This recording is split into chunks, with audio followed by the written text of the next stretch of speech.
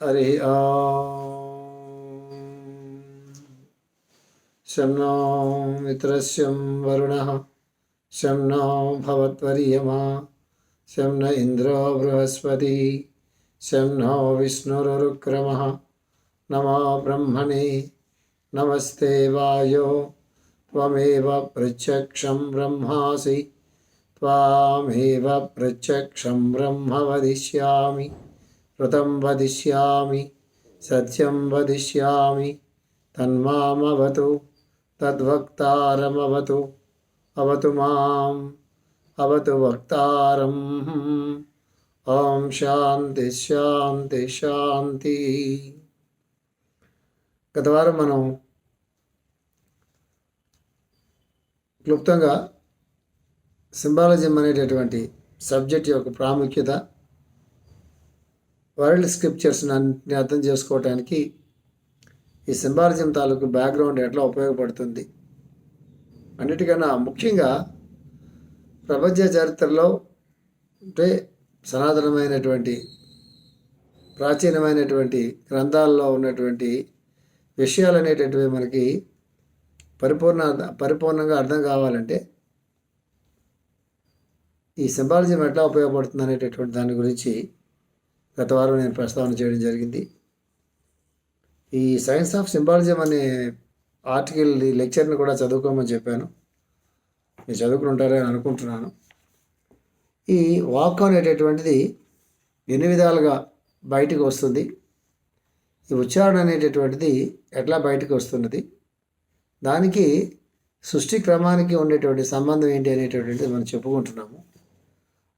ఇందులో నెక్స్ట్ వెళ్ళేటప్పటికి now you can understand while passing from the second to the third stage of utterance humanity has undergone A limitation of language which is expressed as the curse of the Babel tower.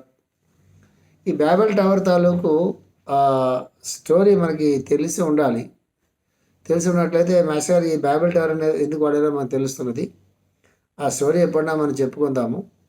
ఈ Babel tower తాలూకు curse of the Babel tower అనేటటువంటిది ఇది బైబిల్లో ఉన్నటువంటి ఒక story. ఇది ఎప్పుడన్నా డీటెయిల్గా మనం చెప్పుకుందాము. అంతవరకు ఏం చెప్తున్నారంటే మాస్టర్ గారు, you can understand while passing from the second to the third stage of utterance, అంటే రెండవ కక్షలో నుంచి మూడవ కక్షలోనికి ఉచ్చారణ అనేది వచ్చేటప్పటికి humanity has undergone limitation of language. Limitation of language అనే దాని తాలూకు ఇబ్బందుల్ని మానవ జాతి పడుతుంది సుమా. ఇప్పుడు రెండవ కక్షలో నుంచి మూడవ కక్షలోకి ఉచ్చారణగా దిగొచ్చేటప్పుడు భాషకు సంబంధించినటువంటిది, లాంగ్వేజ్ సంబంధించినటువంటి ఒక ఇబ్బంది కలుగుతుంది సుమా అని చెప్తున్నారు. So while we are passing from the second to the third stage of utterance we received the curse of the Babel Tower. Now, if you meditate upon this thought, you can understand the significance of what the curse of Babel is. So this is the thought sentence which is not yet translated into language. It is a thought sentence which is not yet translated into the language. Thought sentence అంటే అర్థం ఏంటి అంటే ఆ వాక్యం అనేది చూసారా, అది భావంగానే ఉండిపోయింది తప్ప భాషలోకి ఇక రూపు కట్టుకోవట్లేదు సుమా అని చెప్తున్నారు. ఇది చాలా జాగ్రత్తగా స్టెప్ బై స్టెప్ మనం అర్థం చేసుకోవాలి. మాస్టర్ గారు సమప్ చేస్తారు. సమప్ చేసినప్పుడు మీకు ఇంకా మనం ఆల్రెడీ చెప్పుకున్నటువంటిది ఇప్పుడు చెప్పుకోబోయేది కూడా ఆయన చక్కగా సమప్ చేస్తారు. అంటే ఓల్డ్ టెస్టిమెంట్లో ఉండేటటువంటి స్టేట్మెంట్స్ని సరస్వతి సూక్తంలో వాటిలో ఉన్నటువంటి స్టేట్మెంట్స్కి, వేదంలో చెప్పినటువంటి స్టేట్మెంట్స్కి మాస్టర్ గారు కొరిలేట్ చేస్తున్నారు. ఇక్కడ ఇది ఇప్పుడు ఏం చెప్తున్నారంటే భావంగా ఉంది తప్ప ఇంకా భాషలోకి ఆ వాక్యం రూపు కట్టుకోవట్లేదు సుమా అని చెప్తున్నారు. So this is a thought sentence which is not a translated to language. And before this thought sentence where were the thought, అంటే భావం, ఈ వాక్యం భావంలోకి వచ్చినది, థాట్లోకి వచ్చింది. ఈ థాట్ ఎక్కడి నుంచి వచ్చింది? ఒక ఆలోచన మనకు వచ్చిందండి, ఒక భావం మనకు వచ్చిందండి. ఈ భావం ఎక్కడి నుంచి వచ్చింది, దీని తాలూకు నేపథ్యం ఏంటి, దీని తాలూకు బ్యాక్గ్రౌండ్ ఏంటి, ఇది అడుగుతున్నారు. And before this thought sentence అంటే భావంతో కూడినటువంటి వాక్యం ఉందే, దీనికి వేర్ వాజ్ ది థాట్, ఈ భావం ఎక్కడ ఉన్నది. Hence the thought is in your mind. ఈ థాట్ ఎక్కడున్నది? నీ మనసులో ఉంది సుమా అని చెప్తున్నారు. Before the thought is in your mind, where was the thoughts? ఈ మనసులోకి భావం రావడానికి ముందు ఈ భావం ఎక్కడ ఉంది, ఈ ఆలోచన ఎక్కడ ఉంది సుమా అని నెక్స్ట్ క్వశ్చన్ వేశారు. Still there is no idea that such a thought should come to our mind. ఈ ఐడియా అనేటటువంటిది మన మైండ్కి వస్తుందనే ఐడియానే మనకు లేదు, ఉండదు. ఉంటే ముందే వచ్చి ఉండేదిగా. ఇది చాలా సూక్ష్మంగా అర్థం చేసుకోవాలి. ఒక థాట్ అనేది మనకు వచ్చింది. సపోజ్ ఇవాళ ఒక తారీఖు అనుకుందాం, ఇవాళ January 1 అనుకుందాం ఉదాహరణకి. సో January 1 3 గంటలు అనుకుందాం, ఉదాహరణ అని చెప్తున్నాను నేను మీకు. January 3 3 గంటలకల్లా మనకి ఒక థాట్ అనేది మన మనసులోకి డాన్ అయింది. ఒక ఆలోచన మనకి వచ్చింది, ఒక సంకల్పం మనకి వచ్చింది, ఒక భావం మనకి వచ్చింది. 3 గంటలకు వచ్చింది. 2:59 ఈ భావం ఎక్కడ ఉన్నది తెలియదుగా మనకి. ఎప్పుడు మనకు తెలుస్తుంది? ఆ భావం అనేటటువంటిది, ఆ ఆలోచన అనేటటువంటిది మన మనసులో కలిగిన తర్వాత ఆలోచన మనకు తెలుస్తుంది తప్ప, ఈ ఆలోచన అనేది మనసులో కలగడానికి ముందు కొన్ని సెకండ్స్ ముందు కూడా మనకి తెలియదు. తెలిస్తే అప్పుడే ఆలోచన వస్తే అప్పుడే మనకు తెలిసేది కదా. గంట, అరగంట, నిమిషం కూడా వదిలిపెట్టేయండి, ఒక సెకండ్ ముందుకు కూడా మనకి ఆలోచన గురించి మనకు తెలియదు. ఈ ఆలోచన ఎక్కడి నుంచి పుడుతుందో మనకు తెలియదు. ఆలోచన మనసులో నుంచి బయటకు వస్తుంది, కరెక్టే. మనసులోకి ఈ ఆలోచన ఎక్కడి నుంచి వస్తున్నది, దాని బ్యాక్గ్రౌండ్ ఏంటనేది తెలియదు మనకి.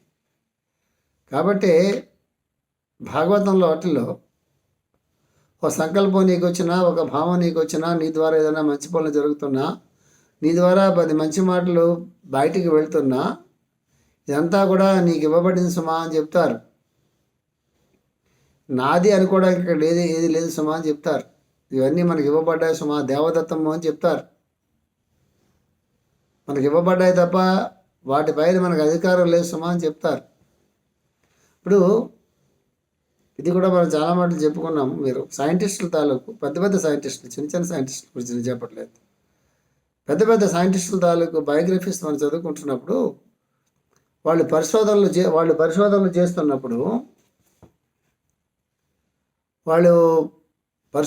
చేస్తున్నప్పుడు వాళ్ళు సంవత్సరాల తరబడి ల్యాబొరేటరీస్లో ఉంటారు. ఐన్స్టీన్ వాళ్ళ బయోగ్రఫీస్ మనం చదువుకుంటున్నప్పుడు, ఐన్స్టీన్ తాలూకు భార్య ఆయన టిఫిన్ టైం అయినప్పుడు లేదా భోజనం టైం అయినప్పుడు భోజనం తెచ్చి అక్కడ పెడితే ఆయన అట్లా చూస్తే అక్కడ భోజనం పెడేసి వెళ్ళిపోయేది. మళ్ళీ సాయంకాలం వచ్చేటప్పటికల్లా భోజనం అక్కడే ఉండేది. ఎందుకు? ఆయన మనస్సు భోజనం పైన లేదు, ఆయన మనస్సు అంతా కూడా తన పరిశోధన పైనే ఉన్నది. మనస్సు వేరే చోట లగ్నం అయినప్పుడు సాధారణంగా ఆకలి వేయదు. ఆకలి వేసినా కూడా సాధారణంగా వాళ్ళు ఏం చేస్తారంటే, ఘన పదార్థాలు కాకుండా ఎక్కువ ద్రవ పదార్థాలు తీసుకుని దాంతో వాళ్ళు సరిపెట్టుకుంటారు. మరీ ఆకలి వేస్తే చాలా తక్కువగా ఆహారం మాత్రమే తింటారు. మనలాగా మామూలుగా అందరు సంసార జీవుల్లాగా డైనింగ్ టేబుల్ మీద కూర్చుని చక్కగా కబుర్లు చెప్పుకుంటూ ఆరోగ్య సూత్రాలలో చెప్పినట్టుగా బాగా నమిలి తిని ఒక అరగంట సేపు డైనింగ్ టేబుల్ మీద వాళ్ళు స్పెండ్ చేయరు. ఎందుకంటే వాళ్ళ లక్ష్యం వేరే ఉంది, వాళ్ళ మనసు వేరే చోట ఉన్నది, వాళ్ళ ఏకాగ్రత వేరే చోట ఉన్నది. ఆకలి వేస్తున్నది, ఆహారం తీసుకోవాలి కాబట్టి చాలా తక్కువగా ఘన పదార్థాలు తీసుకొని ఎక్కువగా ద్రవ పదార్థాలు తీసుకుని వాళ్ళు పరిశోధన చేస్తూ ఉంటారు. చాలా తదేకమైన దీక్షతో చేసేటటువంటి వాళ్ళు. వాళ్ళు చేసిన పరిశోధనలు తెచ్చుకొని కట్ అండ్ పేస్ట్ చేసే వాళ్ళ గురించి నేను చెప్పట్లేదు. వాళ్ళు పరిశోధనలు చేస్తే ఆ పుస్తకాలన్నీ సంపాదించుకొని కట్ అండ్ పేస్ట్ చేసి ఏదో ఒకటి రీసెర్చ్ పేపర్ తయారు చేసి ఆ పిహెచ్డీలు తెచ్చుకున్న వాళ్ళ గురించి నేను చెప్పట్లేదు. నిజమైనటువంటి పరిశోధకులు ఉంటారు, నిజమైన సైంటిస్టులు ఉంటారు. వాళ్ళకి భగవంతుడి మీద నమ్మకం ఉందా లేదా అక్కర్లేదు, వాళ్ళే ఋషులు. అంటే అప్పుడు ఋషులు భగవంతుడి పైన నమ్మకంతో, తపస్సుతో వాళ్ళు సాధించుకున్నారు. ఆ తపస్సులోంచి వచ్చినటువంటి ఆలోచనలతో, మేధస్సుతో వాళ్ళు ఎన్నో పరిశోధనలు చేశారు, ఎన్నో శాస్త్రాలు వాళ్ళు మనకు అందించారు. ఇప్పటి సైంటిస్టులు, ఎప్పటి పరిశోధకులు కూడా వాళ్ళు కూడా మహర్షుల కింద మనం తీసుకోవాలి. వాళ్ళు భగవంతుడు నమ్ముతున్నాడా నమ్మట్లేదా అనేటటువంటి దాంతో మనకి ఎటువంటి సంబంధము లేదు. వాళ్ళ పరిశోధనల వల్ల మానవ జాతి ఎంతవరకు ప్రయోజనం పొందుతుంది అనే దాంతోనే మనకు సంబంధం. అందువల్ల కొంతమంది వేదాంతులు వాళ్ళ సైంటిస్టులని వాళ్ళని తక్కువ చేసి మాట్లాడుతూ ఉంటారు. అది పద్ధతి కాదు. అది అజ్ఞానంతో మనం మాట్లాడటమే. మన ఋషులందరూ కూడా సైంటిస్టులే.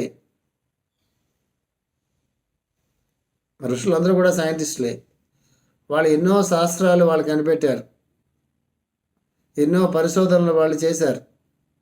ఒక ఋషి పరిశోధన చేసిన తర్వాత ఆయన శరీరం వదిలిపెడితే ఆయన తర్వాత వచ్చిన ఆయన వారసులు వాటిని కంటిన్యూ చేసినటువంటి సందర్భాలు ఉన్నాయి. ఎంత సైన్స్ అభివృద్ధి చెందింది ఆ రోజుల్లో. మధ్యలో ఎక్కడో కట్ అయిపోతుంది. అది మధ్యలో కట్ అయిపోయిన తర్వాత వాళ్ళు ఏ ప్రయోగాలు చేశారో, వాళ్ళు రాసిన గ్రంథాలు ఏంటో అవన్నీ సముద్రంలోనో కలగర్భంలోనో కలిసిపోతాయి. మళ్ళీ ఫ్రెష్గా మొదలెట్టాల్సి వస్తుంది. రామాయణ కాలంలో విమానం గురించిన ప్రస్తావన ఎందుకు వస్తుంది? మహాభారత కాలంలో చేంజ్ ఆఫ్ సెక్స్ అనే ప్రస్తావన ఎందుకు వస్తుంది? మహాభారత కాలంలో మిసైల్స్ అనే పదం వాడకపోయినా ఒక టార్గెట్ని, అస్త్రంతో ఒక టార్గెట్ని, ఎన్నో కొన్ని మైళ్ళ దూరాల్లో ఉన్న టార్గెట్ని వాళ్ళు ఛేదించేటటువంటి ఒక ఫినామినన్ గురించి వాళ్ళు ఎట్లా డిస్కస్ చేస్తారు ఆ రోజుల్లో? టెస్ట్ ట్యూబ్ బేబీలు అనే పేరు పెట్టకపోయినా కూడా కుంభ సంభవులు అని చెప్పి ఆ కుంభంలో నుంచి పుట్టారనేటటువంటిది ఆ కాన్సెప్ట్ ఎలాగ వాళ్ళు పర్సీవ్ చేయగలిగారు? పేర్లు మారుతాయి, లాంగ్వేజ్ మారుతుంది, కాన్సెప్ట్ మారదు.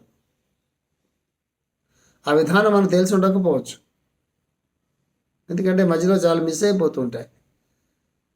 ఎన్నో వేల సంవత్సరాల కింద చరిత్రలు కాబట్టి ఈ మధ్యలో భూగోళం ఎన్ని మార్పులు చెందిందో ఎవరు వాటిని క్యాలిక్యులేట్ చేయగలరు. సో ఎందుకు చెప్తున్నానంటే, వీళ్ళందరూ పరిశోధనలు చేస్తున్నప్పుడు చాలామంది చెప్పే ఒకే ఒక మాట ఏంటి తెలుసా? ఆ చెప్పడం కోసం ఎంత మీకు ఎక్స్ప్లెయిన్ చేస్తున్నాను. ఒకే ఒక మాట ఏంటి తెలుసా? వాళ్ళు కొన్ని సంవత్సరాల తరబడి పరిశోధనలు చేస్తూ ఉంటారు. ఏదో ఒక రోజు వాళ్ళు నిద్రపోతున్నప్పుడు కానీ, వాళ్ళు స్నానం చేస్తున్నప్పుడు కానీ, వాళ్ళు ఏదైనా వాకింగ్కి వెళ్తున్నప్పుడు కానీ, ఏ సందర్భంలో అయినా సడన్గా వాళ్ళకి డాన్ అవుతుంది. సడన్గా ఒక ఫ్లాష్ లాగా డాన్ అవుతుంది వాళ్ళకి. అదే వాళ్ళ పరిశోధనకు రిజల్ట్. అది రెండు రకాలుగా మనం చెప్పుకోవచ్చు దాన్ని. ఇన్ని సంవత్సరాల పరిశోధనకి ఫలితం దక్కింది అని చెప్పుకోవచ్చు. ఎందుకంటే ఈ సంవత్సరాలుగా వాళ్ళు రకరకాల ప్రయోగాలు చేసి ఆ రిజల్ట్ సాధిద్దాం అనుకుంటున్నారు. కాబట్టి ఇన్ని సంవత్సరాలుగా వాళ్ళు పరిశోధన చేసిన దానికి ఫలితం ఏది అని చెప్పి అనుకోవచ్చు. మానవ స్వభావంతో ఆలోచించినట్లయితే, దైవీ స్వభావంతో ఆలోచించినట్లయితే ఇన్ని సంవత్సరాలు పట్టినటువంటి పరిశోధన తాలూకు ఏదైతే ఉన్నదో అది ఆ పరిశోధనలో చేసే ఆ పరిశోధన ఆలయంలో కాకుండా, ఆ ల్యాబొరేటరీలో కాకుండా, ఎక్కడో నడిచెళ్ళిపోతున్నప్పుడు, నిద్రపోతున్నప్పుడు, లేకపోతే బాత్రూంలో ఉన్నప్పుడు, ఎవరితోనో మాట్లాడుతున్నప్పుడు, భోజనం చేస్తున్నప్పుడు సడన్గా ఫ్లాష్ లాగా డౌన్ అవుతుంది వాళ్ళకి. That the end of the story. వాళ్ళ పరిశోధన పూర్తయిపోతుంది. సడన్గా డాన్ అయిందని మనం చెప్పుకుంటున్నాం కదా, ఒక 5 నిమిషాల ముందు ఎందుకు డాన్ కాలేదు? అది ఇన్ని సంవత్సరాల్లో ఎందుకు అది వాళ్ళ మనసుకు స్ఫురించలేదు అంటే దానికేం సమాధానం లేదు. కానీ మనం సమాధానం చెప్పకుండా కొన్ని సంవత్సరాల సాధన తాలూకు, కొన్ని సంవత్సరాల పరిశోధన తాలూకు ఫలితం అని మనం చెప్పుకుంటాం. కానీ అసలు ఫినామినన్ ఏంటంటే అది డాన్ అవుతుంది. ఆ డాన్ అనే దాన్ని, ఆ డాన్ అయ్యేది ఏదైతే ఉందో, ఆ ఫ్లాష్ ఏదైతే ఉందో దాన్ని మనం దైవానుగ్రహం అని అనుకుంటాం. మనం ఇన్ని సంవత్సరాల పరిశోధన ఉంది చూసారా, దాన్ని మనం మానవ ప్రయత్నం అని అనుకుంటాం. రెండు సైమల్టేనియస్గా నడవాలి. మానవ ప్రయత్నం చేయకుండా ఎప్పుడో ఒకప్పుడు డాన్ అవుతుందిలే అని చెప్పి, ఎప్పుడో ఒకప్పుడు నాకు కూడా అనిపించకపోతుందా, నాకు కూడా ఫ్లాష్ రాకపోతుందా అని చెప్పి వాడు స్వామరిలాగా కూర్చున్నాడు అనుకోండి, వాడిలోకి ఇలాంటి అవేకనింగ్స్ రావు. ఇలా ప్రజ్ఞా వికాసం అనేది జరగదు వాడికి. ఎందుకంటే వాడి ప్రయత్నం లేదు. వాడు is a lazy fellow. At the same time మానవ ప్రయత్నంతోనే మొత్తం జరుగుతాయి అనుకోవడానికి మనకి వీల్లేదు. మానవ ప్రయత్నాల్లో ఎన్నో తప్పిదాలు ఉంటాయి. Man proposes and God disposes అంటారు. అది ఉత్తినే చెప్పింది కాదు. అన్ని ప్రయత్నాలు సఫలీకృతం కావు. అట్లా అని చెప్పి ప్రయత్నం మానేస్తే అసలు పనే జరగదు. సాధన ఈ రెండింటికి మధ్యలో ఉంటుంది, గుర్తుపెట్టుకోండి. ఇందులో దేన్ని వదిలిపెట్టడానికి లేదు. 2 కళ్ళలో ఏ కళ్ళు గొప్ప అంటే ఎవరేం చెప్తారు? భగవంతుడు 2 కళ్ళు మనకి ఇచ్చాడు. 2 కళ్ళల్లో నీ కుడి కన్ను గొప్ప, నీ ఎడం కన్ను గొప్ప అంటే ఎవరు చెప్పగలరు? రైలు బండి కింద 2 పట్టాలలో ఏ పట్టా కన్నా ఏ పట్టా గొప్ప అంటే ఎవరు చెప్పగలరు? 2 పట్టాలు కావాల్సిందే. Subjective world and objective world both should travel simultaneously. రెండింటి మీద మనం దృష్టి పెట్టి ముందుకు వెళ్ళాలి. హిమాలయాల్లో తపస్సు చేసుకున్నా కూడా వాళ్ళ ప్రయోజనం ఏంటి? మానవ క్షేమమే. కొంతమంది మోక్షం కోసం చాలా బుద్ధుడు సంబంధించిన వాటిలో కానీ లేకపోతే మాస్టర్ గారు చాలా చోట్ల చెప్తూ ఉంటారు. మోక్షం ఎందుకు కావాలనుకుంటున్నాం అంటే బాధల మందిర్లోంచి వాటిలోంచి నేను తప్పించుకుని మళ్ళీ జన్మెత్తడాలు, మళ్ళా శరీరాలు, మళ్ళా వృద్ధాప్యాలు, మళ్ళా రోగాలు, మళ్ళా ఈ సంసారాలు, భార్య భర్త పిల్లలు, ఈ గోలంతా ఎందుకు? మోక్షంలోకి వెళ్ళిపోయినట్లయితే మళ్ళీ శరీరం లేకపోయినట్లయితే తీసుకునేటటువంటి అవసరం లేకపోయినట్లయితే ఈ బాధల బందీలన్నీ ఉండవు కదా అన్నటువంటి ఒక స్వార్థంతో ఒక ఎస్కేపిజం అనే నేచర్తో కానీ ఎవడన్నా మోక్ష విద్య కోసం ప్రయత్నం చేస్తే మోక్షం ఒకవేళ పొరపాటున వచ్చినప్పటికీ యాజ్ పర్ ది సిలబస్ మోక్షం వచ్చినప్పటికీ మళ్ళా వాడు ఏదైతే ఎంతకాలం అయితే వాడు ఏ పుణ్యకార్యాలో లేకపోతే ఏ తపస్సు ఏదో చేసుకున్నాడో అదంతా ఖర్చు అయిపోయిన తర్వాత మళ్ళీ వాడి కిందకే తోసేస్తారట. ఆప్షన్ వాడి చేతుల్లో ఉండదు. ఎందుకంటే వాడు సంపాదించుకున్న పుణ్యం అంతా కూడా ఖర్చు అయిపోయిన తర్వాత మళ్ళీ వాడి భూగోళం మీద తోసేస్తారు వాడిని. మళ్ళీ వాడి ఏ ఫర్ యాపిల్తో మొదలు పెట్టాలి జీవితం అంతా. మోక్షానికి పరమావధి అది కాదు అని చెప్తారు పెద్దలందరూ. ముఖ్యంగా మాస్టర్ గారు చాలా ఎక్కువ చెప్తుంటారు దాని గురించి. బుద్ధుడు దాని గురించి మాట్లాడుతూ ఉంటారు. ఎందుకు చెప్తున్నాను మీకు ఇదంటే ఆ డాన్ అవుతుందని చెప్పాను చూసారా, స్ఫురిస్తుంది అని చెప్పాను చూసారా. ఇంట్యూషన్ అనేటటువంటిది అందులో భాగమైంది. ఇది అంతా మొత్తం ఇంట్యూషన్ కాదు. ఇంట్యూషన్ అనేటటువంటిది నేను చెప్పినటువంటి ఫినామినల్లో ఒక భాగం మాత్రమే. అసలు ఇంట్యూషన్ వరకు మన జీవితం వెళ్ళదు. అందుకే ఆలిస్ బెయిలీ ఒక అద్భుతమైన ఒక బుక్ రాశారు. ఆవిడ ఫ్రమ్ ఇంటలెక్ట్ టు ఇంట్యూషన్ అనే బుక్ రాశారు. ఇంటలెక్ట్ అంటే మన తాలూకు తెలివితేటలు, ఇంట్యూషన్ అంటే అది స్ఫురణ, అంతఃస్ఫురణ. అది ఇంటలెక్ట్ దగ్గర నుంచి ఇంట్యూషన్ వరకు ఎలాగా ప్రయాణం చేయాలనేటువంటి రాస్తారు. ఇంట్యూషన్ అనేటటువంటిది డాన్ అవ్వకపోతే ఉత్తమ ప్రజ్ఞలతో ఉత్తమ లోకాలతో మనకు సంబంధం ఏర్పాటు కాదు. అందుకే చాలా మాటలు మనం చెప్పుకున్నట్టుగా మాస్టర్ సివి గారి తాలూకు 2 పూటలు ఎవరు చేసుకుంటుంటారో వాళ్ళకి నా అనుభవంలో నేను చెప్తున్నాను. 2 ఫ్యాకల్టీస్ వాళ్ళు ఈజీగా డెవలప్ అవుతాయి. 3 ఫ్యాకల్టీస్ డెవలప్ అవుతాయి, 2 కూడా కాదు. The first faculty is healing mechanism అనేటటువంటిది, హీలింగ్ మ్యాగ్నటిజం అనేటటువంటిది మొట్టమొదటి డెవలప్ అవుతుంది. మనకు కానీ ఆరు మన ద్వారా ఇతరులకు కానీ ఆ హీలింగ్ మ్యాగ్నటిజం అనేది అద్భుతంగా పనిచేస్తూ ఉంటుంది. నెంబర్ 2, డిస్క్రిమినేషన్ అనేటటువంటిది మనలో డెవలప్ అవుతుంది. డిస్క్రిమినేషన్ అంటే అర్థం ఏంటి? వివేకము. సదసత్ వస్తు వివేకం అంటాం. శాశ్వతము అశాశ్వతము అంటాం. ఏది చెడు ఏది మంచి అని నిర్ణయం చేయటం, ఏది శాశ్వతము ఏది అశాశ్వతము అనేది నిర్ణయం చేయటం, ఏది సత్యము ఏది మాయ అనేటటువంటిది నిర్ణయం చేయటం, మన జీవితానికి ఏది మంచో అనేది మనం తెలుసుకోవటం. ఇది వివేకం అంటే. ఇట్లాంటి వివేకం అనేది డిస్క్రిమినేషన్ అంటాము, వివేకోదయం అంటాము. ఈ డిస్క్రిమినేషన్ అనేటటువంటిది మాస్టర్ గారి ప్రేయర్లో కానీ 6 గాయత్రి మంత్రోచ్చారణతో కానీ గాయత్రి జపంతో కానీ గాయత్రి ధ్యానంతో కానీ ఈ డిస్క్రిమినేషన్ అనేటటువంటిది మనలో కలుగుతుంది. ఏ మంత్రాలు ఏ బీజాక్షరాలు చదవడానికి వీల్లేదు నా ప్రేయర్ చేసేవాళ్ళని చెప్పి మాస్టర్ సివి గారు చెప్పినప్పటికీ గాయత్రికి మాత్రం ఆయన పర్మిషన్ ఇచ్చారు. ఎవరైతే నా ప్రేయర్ చేసుకుంటూ ఉంటారో మాస్టర్ సివి నమస్కారం అని కళ్ళు మూసుకొని కూర్చోండి, మీకు ఏం కావాలో అవన్నీ కూడా నేను మీకు అందిస్తాను, మీ సాధన కానీ ఏదైనా సరే అందిస్తాను, మీరు ఏ బీజాక్షరాల దగ్గరికి ఏ మంత్రాల దగ్గరికి పోవాల్సిన అవసరం లేదు అని చెప్పినటువంటి ఆయన గాయత్రి మాత్రం మీరు చేసుకోవచ్చు అని చెప్పడమే కాకుండా ఒక్కొక్క రోజు ఆ ప్రేయర్ టైంలో తక్కువ ప్రేయర్ చేయించి చాలాసేపు ఆయన గాయత్రి నామోచ్చారణ, గాయత్రి మంత్రాన్ని పఠింపజేసినట్టుగా మనకి ఆయన తాలూకు రచనలో, ఆయన గురించి రాసిన రచనలో మనకు తెలుస్తూ ఉంటుంది. ఎందుకంటే ఈ గాయత్రి వల్లే మనకి వివేకోదయమైనటువంటిది అవుతుంది. డిస్క్రిమినేషన్ అనే ఫ్యాకల్టీ డెవలప్ అవుతుంది. దీని తర్వాత మాస్టర్ గారు సివివి గారి తాలూకు ప్రేయర్ 2 పూటలు ఎవరైతే చేసుకుంటారో వాళ్ళకి తప్పనిసరిగా ఇంట్యూషన్ అనేటటువంటిది ఏదో ఒక స్థాయిలో వాళ్ళకి డెవలప్ అవుతుంది. ఇలా అనిపిస్తుందండి, ఇలా అనిపిస్తుంది అని చెప్పి మనకు చెప్తూ ఉంటారు.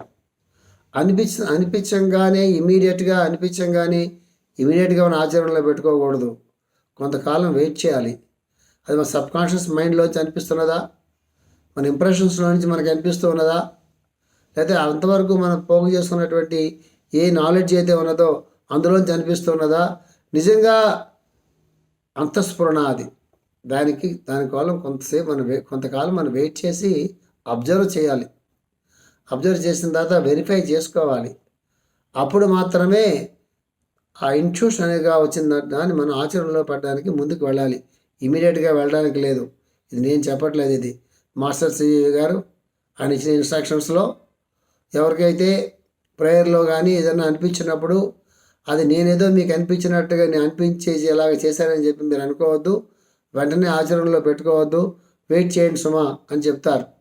ఎవరి గురించి అయినా ప్రేయర్లో మీకు ఏదైనా భావం కలిగినప్పుడు ఆ భావాన్ని మీరు స్టాండర్డ్గా తీసుకొని ఆ భావాన్ని నేనే మీకు కలిగించానని చెప్పి మీరు అనుకుని ఇతరులకు అది చెప్పొద్దు సుమా అని చెప్తారు. ఎందుకంటే ఈ ఇంట్యూషన్ అనేది యాసెంట్గా, అంటే ఇంట్యూషన్ అనేది పవిత్రంగా మనకు ఉండాలని రూల్ లేదు. అందులో మన ఇంప్రెషన్స్ ఉంటాయి, మన ఐడియాస్ ఉంటాయి, మన ఇష్టాలు ఉంటాయి, ఇతరుల పట్ల మనకున్న భావాలు ఉంటాయి, మన పట్ల మనకున్న భావం ఉంటుంది. ఇవన్నీ కలిసిపోయి కలగాపులగంగా ఉండి ఆ మధ్యలో ఇంట్యూషన్ అనేది డెవలప్ అవుతున్నప్పుడు మనం డిస్క్రిమినేట్ చేయలేము మనం. అందుకే ఇంట్యూషన్ కన్నా ముందు మన డిస్క్రిమినేషన్ అనేటటువంటిది, వివేకం అనేటటువంటిది మనలో పెరగాలి. పెరిగినప్పుడు మనకు వచ్చే ఆలోచనలు మనం ఫిల్టర్ చేసుకోగలుగుతాం. ఒక స్థాయి దాటిన తర్వాత, జీవితం నిస్వార్థంగా మారిన తర్వాత, మనస్సు నిష్కల్మషంగా మారిన తర్వాత, తనకి కావాల్సింది తక్కువ అయిపోతుంది.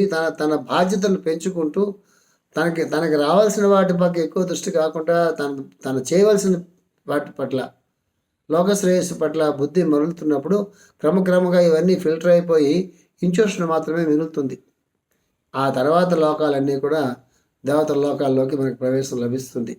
దేవతల లోకాలంటే మళ్ళీ మీరు స్వర్గలోకము, బ్రహ్మలోకము, ఆ లోకాల గురించి నేను చెప్పట్లేదు. మనలో ఉండేటటువంటి ఉత్తమ ప్రజ్ఞల పక్క మన ప్రయాణం ముందుకు సాగుతుంది. ఎంత ఉందండి భావం గురించి చెప్పుకుంటే ఇంత చెప్పుకుంటున్నాం మనం. ఏం చెప్పుకుంటున్నాము? ఒక ఆలోచన అనేది మనసులో కలిగింది.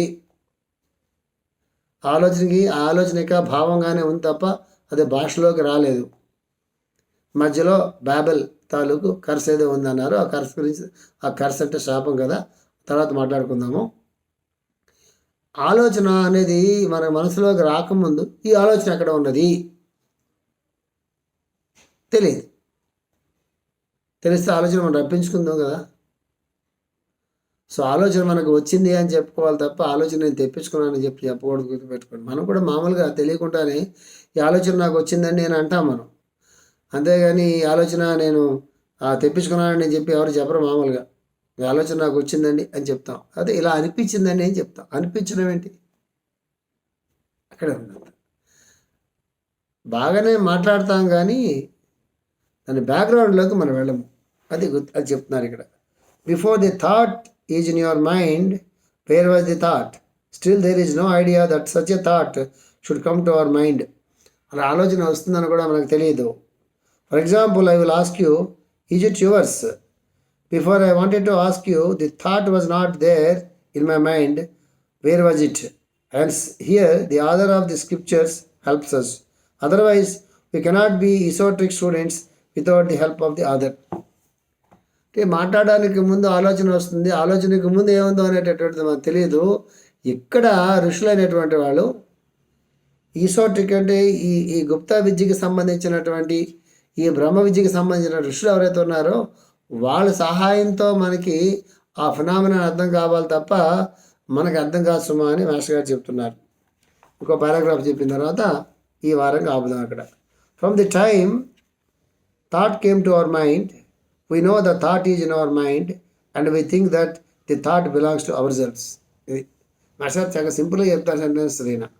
From the time thought came to our mind అంటే ఆలోచన మనసుకు వచ్చిన తర్వాత we know the thought is in our mind.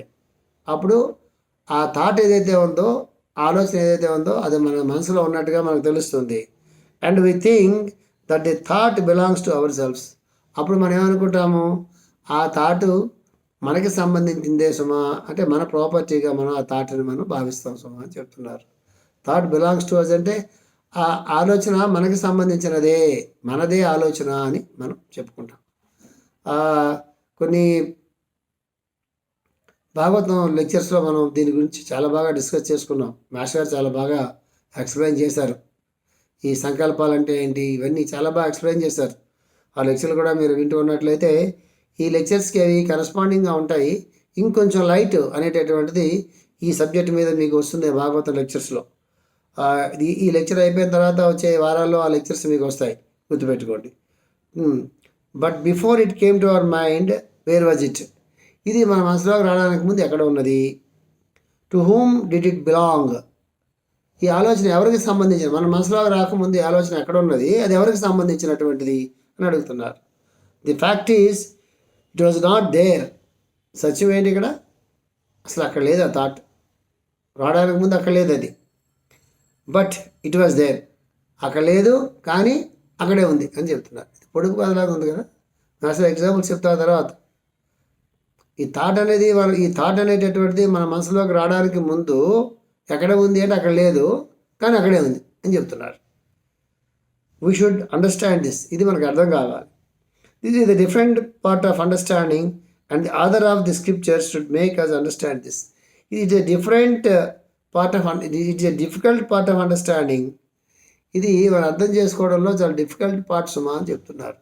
ఎందుకు, దీనికి సిలబస్ లేదు, అక్కడ దాకా సిలబస్లు వెళ్ళవు, అక్కడ దాకా భాష వెళ్ళదు, అక్కడ దాకా మన మనసు ప్రవేశించలేదు, ఆ లోకాల్లోకి మన మనసు ప్రవేశించలేదు.